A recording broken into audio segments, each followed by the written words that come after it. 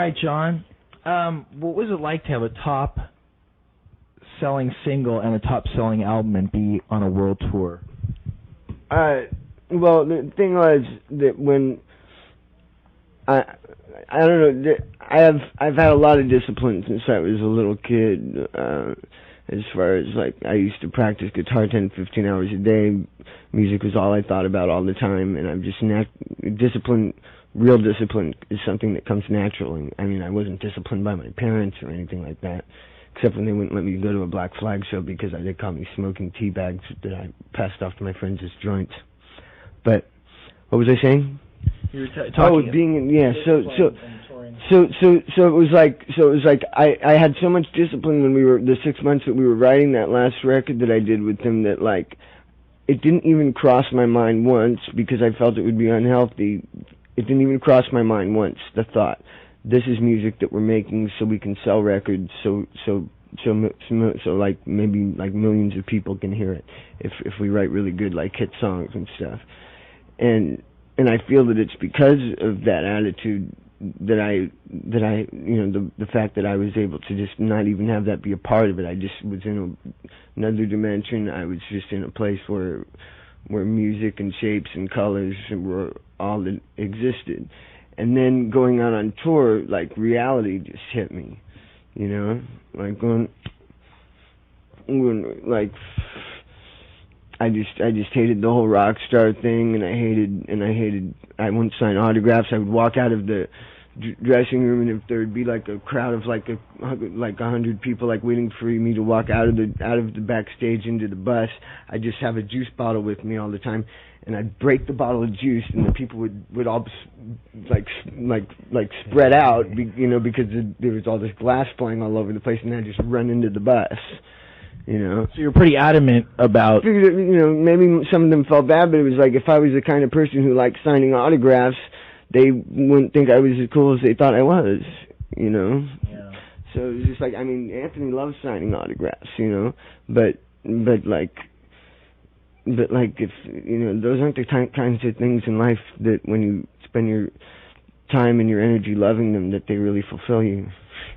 So would you say you felt humbled by people approaching you for autographs? No, I'm humble. That's something that I've been since I was a little, not only since I was a baby, and also worked really hard at. Yeah. And fucking, it's like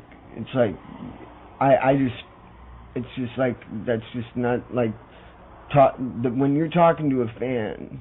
You're talking to somebody who's not talking to you. They're talking to a photograph. They're talking to their image of you. They're talking to a walking poster. And if you make the mistake of thinking that they're talking to you when they tell you that you're a genius or that you're so fucking, or whatever their fucking images of you, then if you believe it, then you, the real human being, dies. And that's why a lot of rock stars become the poster. So empty. Yeah, you become the poster. That's pretty heavy. That's a pretty truthful and heavy way of... I always felt that if somebody was going to ask you for something, like a fan asked you for an autograph, I'd heard all these people say, no, it's not cool to sign autographs. That's like a rock star thing. But my feeling was, and I did feel that it was a rock star thing. I felt it was a very egotistical, like, let's pump up the ego by signing autographs. But my excuse for doing that was I always felt that if somebody was going to take the time to ask you for your autograph, that you at least owed them that much time back. And especially for someone like you who's just like, to me, I was just saying to Megan in the car, because I couldn't believe your number was listed. I go, fucking, he was more of a star to me than Elvis when I was a little kid. but nevertheless, the big part of the LA punk rock scene was that there weren't rock stars, and that it was, and like I asked the Mascara Snake for his autograph when I met him. from Trout Mask Replica. He's Don Van Vliet's cousin. You know, I mean, that was important to me. But living as an artist, you've got to live your life as a person, and like it's just like compliments. It's like I don't. It's like if somebody when somebody just compliments you, it goes to a part of your brain that I'm not interested in. Yeah. You know, I'm not like I know that I'm good on stage. If somebody I really respect, or somebody who seems to really have an intense spirit about them, really felt something from it, that can mean something to me. But the standard compliment is like the autograph. It's just empty, and it's just like it goes to a part of my ego that I fucking keep shrunk up to the fucking size of an atom, you know. And I just don't want it there. You know, it's not necessary for me to do my best performing. And I just thought to keep myself closed in, smoke as much pot as possible all the time, drink red wine so my body wouldn't fucking be in pain all the time from driving on the bus all the time. I just hated it the whole time. I was only in the band because I love Flea more than anybody in the world.